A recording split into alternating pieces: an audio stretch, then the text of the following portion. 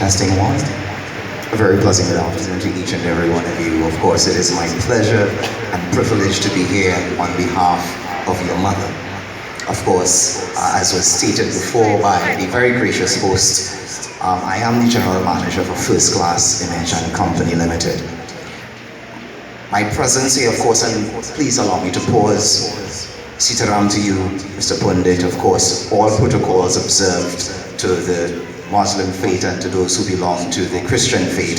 Beyond being an international wedding, it is also a multicultural wedding. I am Hebrew myself, so I bid you shalom. Yes? With respect to Doll, as she's affectionately called, she holds down the fort for us in Tobago. Now let me tell you what that means for someone like me as a general manager. It means that I have very restful nights. It means that sometimes I forget that I have a contract in Tobago to manage, because she does such a superlative job that she makes my work very easy. That tells me something. It tells me that she has dedication. It tells me that she has a sense of excellence. And it tells me that whatever she does it to the best of her ability. Certainly that is reflected in you, her son. I understand that she has 3 kings. How wonderful is that? When Yeshua, as we call him in the Christian fraternity, you call him Jesus. There were 3 kings coming bearing gifts. It was really 3 magi, but certainly it's a blessing to have 3 kings. It's ironic because only a day ago I was talking about honorable men, Tika. Or do you prefer Vishal? Either one is fine. Wonderful. I was talking about honorable men, and I was saying this. An honorable man is a man that understands value and virtue. There are 6 facets to a man. The first being the physical. So he will always ensure that he is healthy. And whatever he's doing, he will ensure that he tries to prolong his life as much as possible. Of course, that's not only a blessing to him, but it's a blessing to his beautiful wife as well, with respect to that. Secondarily, an honorable man is emotionally stable. He's not given to flights of fancy in terms of following anger or following fear or following ecstasy to extremes. No, he maintains a stable course, and he always allows the mind to rule over the emotions. We are all human beings, and the best of us fail. But if we can keep those emotions in check, we'll be fine. The honorable man is also a man who understands priority.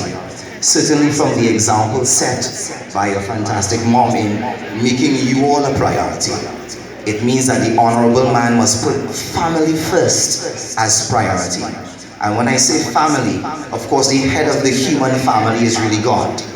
Yes? And so we put God first, but within the human realm of those of us that are living and mortal, certainly we put our family first. Today you've taken upon yourself a very beautiful, a very exquisite bride, and so she becomes priority numero uno.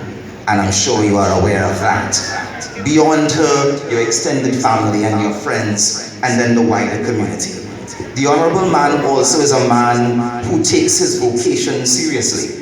You had a colleague come up a little while ago, I can't remember the good man's name, but he affirms to me and to everyone here that you show up on time, every time.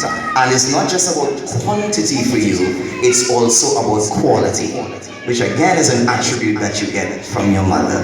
We, as I said, we close our eyes and we know that that contract is in good hands. Penultimately, the honorable man is an intellect. And clearly you are an intellect, sir.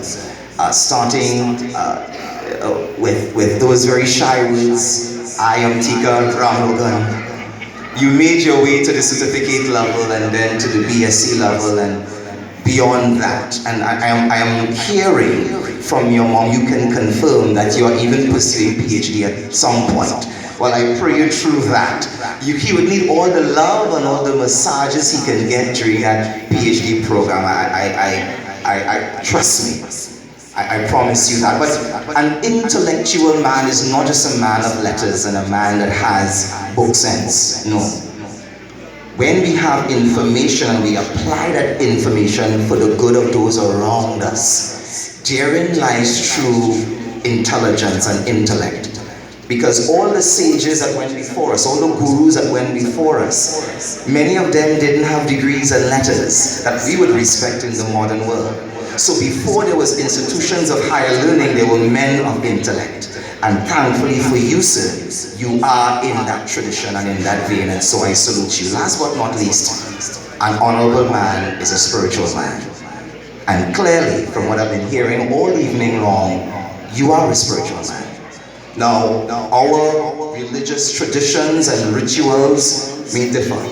I ignore those things. What I look at the end of the day is to what extent does the man, the Hebrew man, the Muslim man, the Hindu man, the Christian man, to what extent does that man demonstrate love?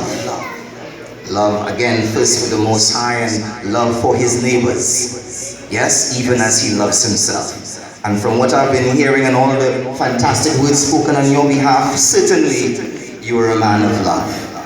To your beautiful bride as I close. In him, you have a fantastic frame.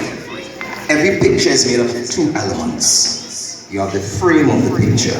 And the very posture, please, Mr. Cameraman, if you can take the posture, please don't move.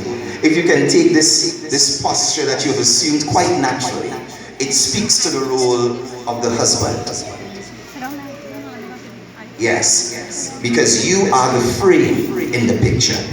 You set clear boundaries for your family. You ensure that the picture is safe and sturdy and protected from the elements. And so, as the frame of her, you place your hand around her so lovingly and so protectively. That's the job of the frame. Of course, in your instance, you have quite an exquisite picture to place within that frame. And so I must say hats off to you, Alana, of course, to your beautiful family, to your grandfather and all others who would have come and spoken on your behalf. I can tell that you come from good stock. You see, a frame in selecting a picture doesn't just look for those outward things. An intellect like you, a man of quality like you would be looking for virtues and for qualities. And I am sure you have found it in her. He looked in his crystal ball and saw 2 sons and 3 daughters. In the Hebrew tradition, we don't stop until we reach at least 12. I'm looking at your small hips, and I bid you all the blessings of the Most High with respect to however many that come. It is the Lord that brings. It is the Lord that blesses. It is the Lord that enables. With those few words, again, Lord, it was indeed a pleasure to have come on this afternoon to represent you and to speak a few words on your behalf, to meet this fantastic son. The eldest? Yes, the eldest of the 3 kings. And so that meant that you would have had to have been a father figure to the younger ones. And that's good, because it gave you ample preparation for the things to come. Again, my brother, I bid you shalom.